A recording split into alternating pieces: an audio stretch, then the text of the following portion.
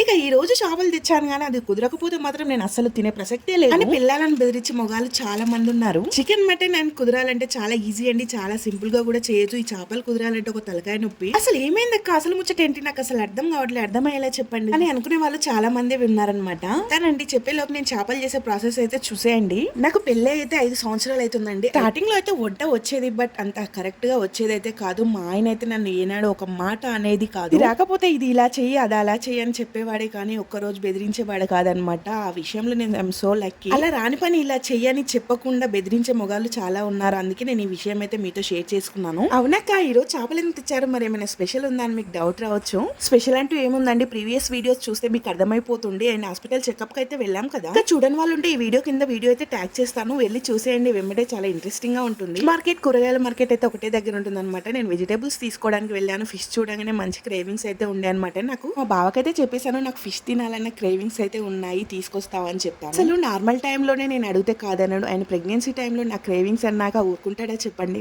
ఇక నేను చెప్పిన వెంటనే వెళ్ళి ఫిష్ అయితే తీసుకొచ్చేసాడు. ఇక ఈ వీడియో అయితే ఇంతే అండి. వీడియో నచ్చితే మాత్రం చిన్న లైక్ చేసి ఛానల్ సబ్స్క్రైబ్ చేయండి.